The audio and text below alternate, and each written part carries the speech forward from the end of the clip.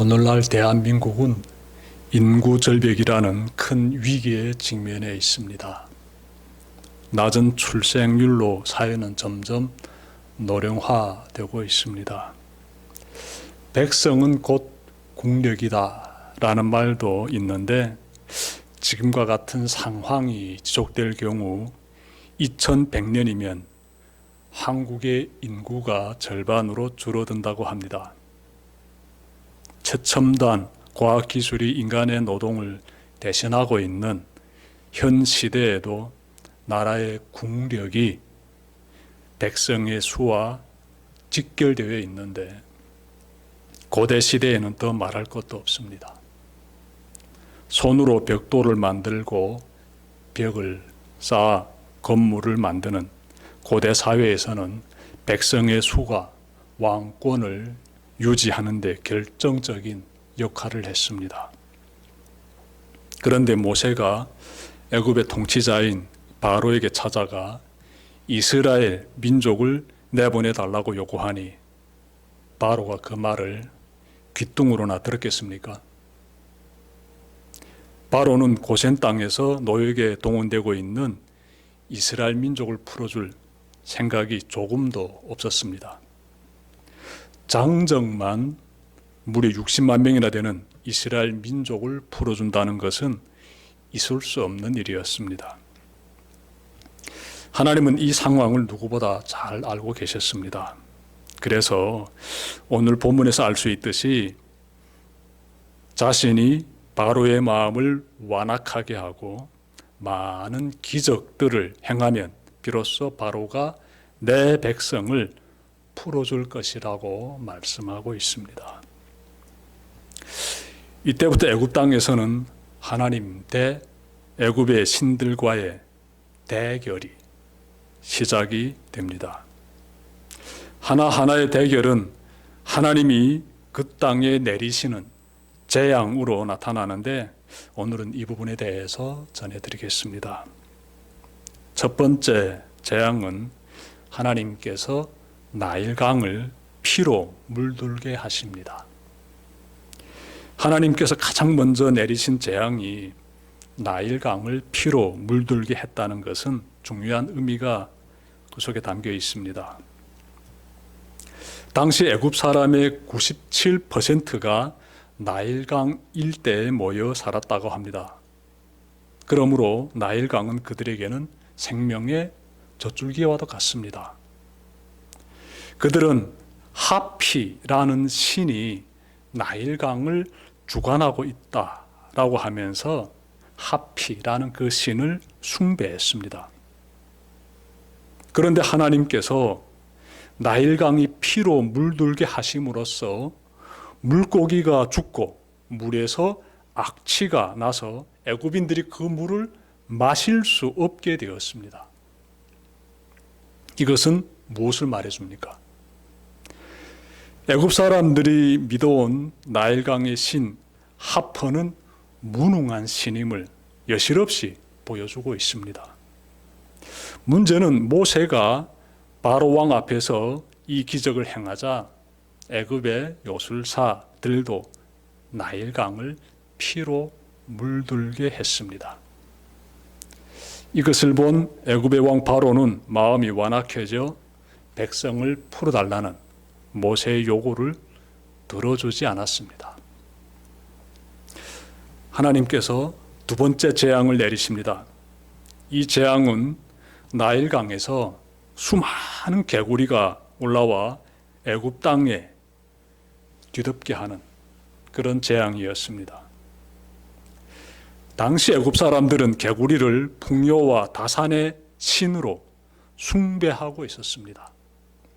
그들은 개구리처럼 많은 자손이 번성하기를 바라는 마음으로 개구리 모양을 한 풍요와 다산의 여신 헤케트를 섬겼습니다. 신의 이름이 헤케트입니다. 그런데 그토록 숭배하던 개구리의 여신 헤케트가 자신들을 도와주기는 고사하고 온 땅이 개구리 천지가 되어 생활할 수 없을 정도가 됩니다. 자, 그런데 애굽의 요술사들도 이와 같은 기적을 행했습니다. 문제는 애굽의 요술사들은 땅에 올라온 개구리들을 나일강으로 돌려보내지는 못했습니다. 자, 이렇게 되자 애굽의 왕 바로는 모세를 불러 개구리가 떠나가게 하라고 말합니다. 모세가 하나님께 간구하자 모든 개구리 중에서 일부는 나일강으로 돌아가고 나머지는 그곳에서 다 죽어버립니다. 자, 그러자 개구리 사체에서 나는 악취가 천국에 진동했습니다. 네, 이 사건은 무엇을 말해주겠습니까? 애굽 사람들이 믿어온 개구리 신 헤케트가 그들을 고통에서 구해줄 수 없음을 명확하게 보여주고 있습니다. 모든 풍요와 번성은 여호와 하나님께 달려있다는 것을 확인시켜주고 있는 것이지요. 하나님께서 세 번째 재앙을 내리십니다. 이번에는 땅의 흙이, 즉 이 먼지가 모기로 변하게 하십니다. 개역 개정 성경에서는 세 번째 재앙이 땅의 티끌이, 즉 먼지가 이로, 이가 어떤 건지 아시지요? 사람의 피부에 붙어서 피를 빨아먹는 그 이로 변하는 재앙이다라고 번역했는데 원어를 그대로 번역하면 이가 아니라 모기가 됩니다. 애굽의 요술사들이 이번에도 흉내 내려고 했는데 모기를 만들어내지 못합니다. 비로소 그들은 바로 왕에게 찾아가 이렇게 말합니다. 이는 하나님의 권능입니다. 땅의 먼지가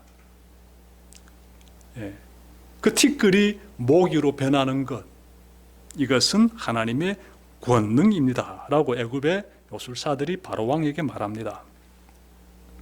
세 번째 재앙에서 주시해 볼 점은 티끌, 즉 그 땅이 되겠습니다. 당시 애굽 사람들은 갭이라는 땅의 신을 섬기고 있었습니다. 땅의 신 이름이 갭입니다. 갭. 그들은 땅이 자신들의 삶의 터전이 되고 내일의 희망을 가져다 준다고 여겼습니다. 그래서 갭 신을 굉장히 섬겼는데, 그런데 하나님의 지시대로 아론이 지팡이로 그 땅에 티끌을 치자 모기가 되어 애굽 사람과 가축에게 달라붙었습니다. 얼마나 괴로웠겠습니까? 그 모기떼가 애굽 땅을 뒤덮고 있으니 굉장히 괴로운 것이지요. 이 사건 뭘 말해주겠습니까? 애굽 사람들이 숭배하는 땅의 신 갭이 흙을 모기로 바꾸는 재앙을 막아주지 못했음을 여실없이 보여주고 있는 것입니다. 우리 삶의 터전을 지켜주시는 분은 하나님이시지요. 자, 네 번째 재앙은 하나님께서 무수한 파리떼가 애굽인들의 집과 온 땅에 가득하게 하십니다. 이 파리떼가 창고라는 거예요. 당시의 상황을 상상해 봅시다. 이 파리떼가 새카맣게 몰려와 사람들에게 달려들면 어떻게 될까요? 눈에도 날아들려고 할 것이고 입에도 들어오려고 할 것이고 굉장히 괴로워지게 되지요. 얼마나 고통스럽겠습니까? 일상의 삶이 무너져 내리게 됩니다. 당시 애굽인들은 파리의 형상을 한 우아치트라는 신을 숭배하고 있었습니다. 그들은 날아다니는 파리가 자신들의 운명을 지배한다고 여겼습니다.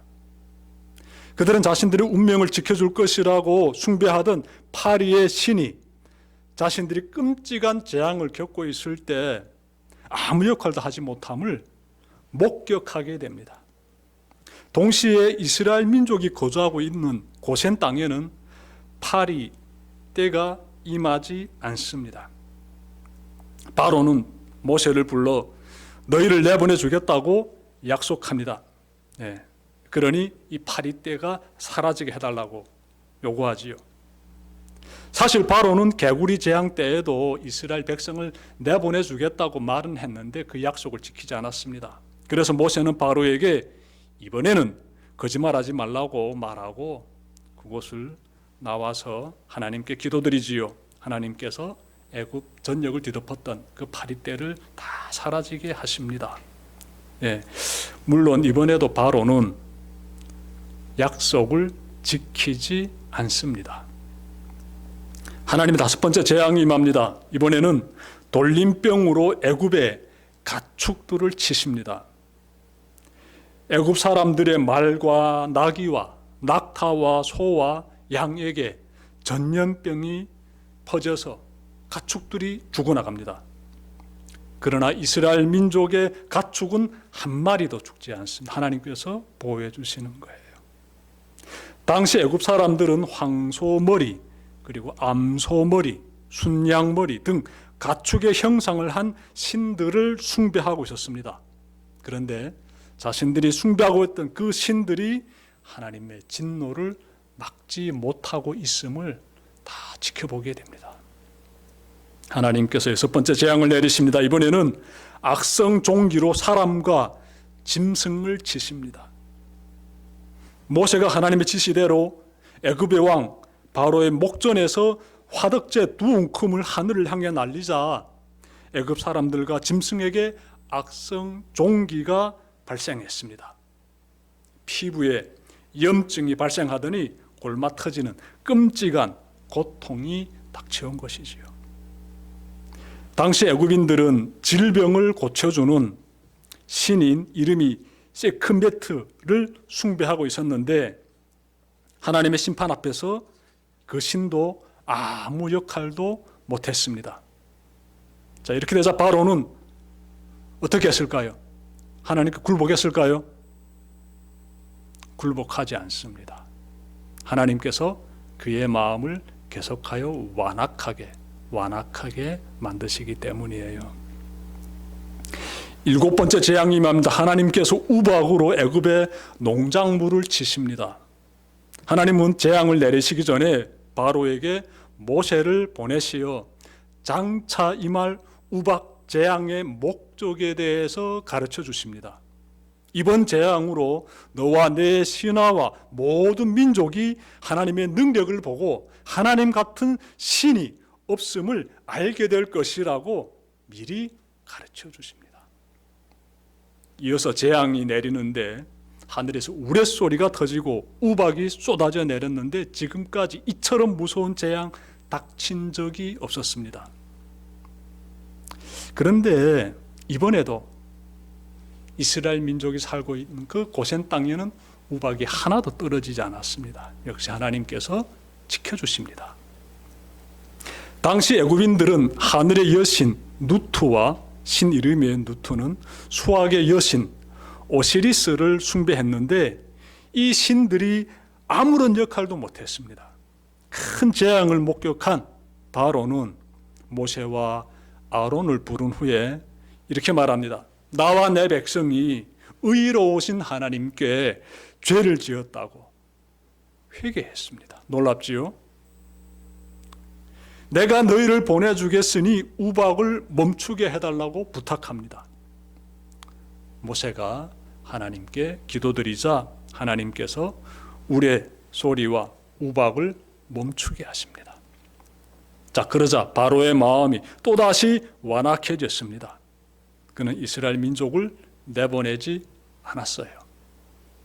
하나님께서 여덟 번째 재앙을 내리십니다. 이번에는 애굽 땅이 메뚜기로 뒤덮게 하십니다. 메뚜기로. 전에 우박 재앙으로 애굽 전역의 밭에서 자라던 그 작물들이 피해를 다 받았습니다.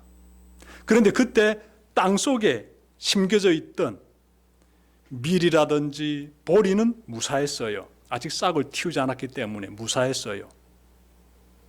자, 그런데 하나님께서 지면을 덮을 정도로 많은 메뚜기 떼를 보내시자 어떻게 되겠습니까? 밀과 보리가 다 사라져버리게 되는 거예요. 메뚜기가 그걸 다 먹어치우게 되는 것입니다.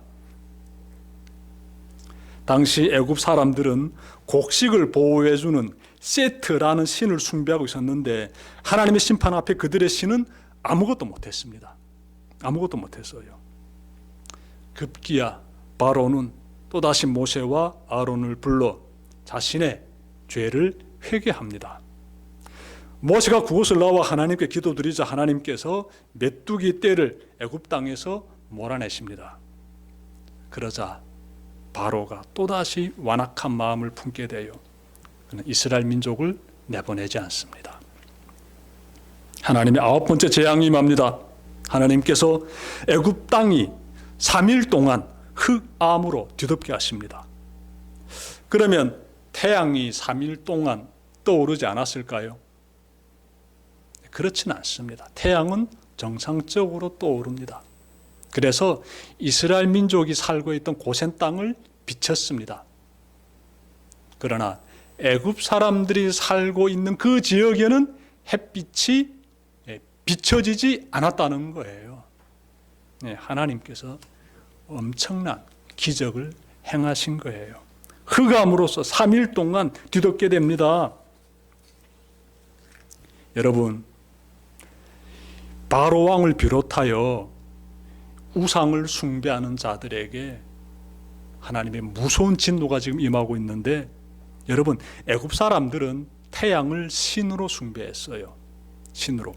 그들은 낮과 밤을 주관하는 태양신을 라 이름이에요. 태양신 이름이 라예요. 라라고 부르면서 열심히 숭배했어요. 열심히 숭배했어요. 하나님께서 흑암의 재앙을 내리실 때 그들이 그토록 믿고 숭배했던 신, 그 라는 무엇을 했을까요? 아무것도 못했습니다. 이렇게 되자 바로는 모세를 불러 남녀노소 다 데리고 애굽을 떠나도 된다. 단 가축은 가지고 떠나면 안 된다 라고 요구했습니다. 가축은 내놓고 사람만 떠나라, 이렇게 요구한 것이에요. 애굽 왕은 이 마음이 굉장히 강팍한 사람이지요. 그래서 지금 계속 브레이크를 거는 거예요. 지금 가축은 안 된다, 이렇게 지금 요구하고 있는데 모세가 이것을 받아들이지 않습니다. 아니다, 우리는 가축도 다 가지고 나가야 된다 라면서 바로의 요구를 딱 거절합니다. 그러자 이 바로가요, 마음이 완악해지면서 이렇게 말합니다. 모세에게 다시 내 앞에 나타나지 말아라. 다시 나타나게 되면 너를 죽이겠다라고 엄포를 놓습니다. 하나님께서 바로의 마음을 완악하게 하신 것이에요. 이제 애굽 땅에는 하나님의 마지막 재앙만 남게 됩니다. 그 재앙이 10번째 재앙이에요. 하나님께서 애굽 땅의 모든 장자와 가축의 첫 새끼를 치십니다. 하나님에 의해 애굽의 왕 바로부터 시작해요 모든 애굽 사람들의 마자들과 즉 장자가 죽게 되고, 그리고 그들의 가축 중에서 처음 난 것들이 모두 다 죽게 됩니다. 결국 바로는 완전히 항복합니다. 그는 밤중에 모세를 불러 그리고 이렇게 말합니다. 속히 애굽에서 나가라. 속히 애굽에서 나가라. 여러분, 이것은 하나님을 대적한 자의 항복 선언이에요. 바로는 지금까지 백성들 앞에서 신 같은 존재였습니다. 신 같은 존재. 그의 마자들은 아버지의 뒤를 이을 자이므로 그 역시 신 같은 존재였습니다. 그런데 그 장자가 하나님에 의해서 죽임당했습니다. 이것은 무엇을 말해줍니까? 애굽의 바로가 신인 것이 아니라 이스라엘의 하나님, 그분이 참 하나님이심을 온 세상에 보여주고 있는 것입니다. 온 세상에. 지금까지 하나님께서 애굽 땅에 내리신 10가지 재앙들을 전해드렸습니다. 나일강을 피로 물들게 한 재앙부터 시작하여 개구리 재앙, 모기 재앙, 파리 재앙, 돌림병 재앙, 악성 종기 재앙, 우박 재앙, 메뚜기 재앙, 흑암 재앙, 장자가 죽임당하는 재앙까지 전해드렸습니다. 이 모든 재앙을 통해 무엇을 깨닫게 됩니까? 우상의 전시장과 같은 애굽의 신들은 여호와 하나님 앞에서 무능한 우상에 불과함을 명백하게 발견하게 되지요. 여러분, 10가지 재앙들은 하나같이 인간의 생명과 연결되어 있습니다. 매일같이 마셔야 하는 물부터 시작하여 질병과 농작물과 가축에 이르기까지 모두가 인간의 생명과 연관되어 있습니다. 이를 통해 인간이 가장 중시하는 생명의 주관자는 오직 여호와 하나님이심을 온 세상에 알게 하셨음을, 어느 분이? 하나님께서 직접 알게 하셨음을 우리가 깨닫게 됩니다. 하나님은 우리의 생사화복을 주관하시는 분이시므로 우리는 하나님만을 의지해야 합니다. 여호와 하나님만을 의지해야 합니다. 그런데 아직도 애굽의 왕 바로처럼 하나님 아닌 우상들을 의지하고 있지는 않는지 우리는 시시때때로 돌아봐야 합니다. 우상을 붙잡았던 바로의 그 말로를 잊으면 안 돼요. 그의 마자들이 죽어갈 때 그가 믿었던 모든 신들은 무용지물이었습니다. 여러분이 만약 하나님보다 더 의지하고 있는 것이 있다면 즉시 제거하시길 바랍니다. 그것이 바로 우상이기 때문에 그렇습니다. 우상 숭배하는 것은 하나님 앞에서 굉장히 큰 죄악이지요. 오늘날 세상에 깊이 퍼져 있는 돈 숭배, 이것이 여러분의 영혼에 스며들어와 있지는 않는지 이 시간 다시 한번 살펴보시길 바랍니다. 그리고 만약 있다면, 내가 여전히 하나님보다 물질을 더 의존하고 있다면 단호히 제거하십시오. 큰일 납니다. 결과는 비참합니다. 우리는 오직 하나님만을 의지하는 하나님의 백성이 되어야 합니다. 끝으로 위기가 닥치면 하나님 앞에 무릎을 꿇다가 위기가 사라지면 이전의 본색을 드러내는 저 바로와 같은 모습이 나에겐 없는지 꼭 살펴보시길 바랍니다. 인생의 위기가 닥쳤을 때는 하나님을 찾다가 문제가 해결되게 되면 언제 그랬나 싶을 정도로 불신앙의 모습으로 돌아가고 있지는 않는지 꼭 돌아봅시다. 부디 하나님 앞에서 시종 일관된 모습, 변함없이 하나님만을 의지하는 성도의 모습을 지켜가는 여러분들 되시기를 주님의 이름으로 축원합니다. 기도드립시다.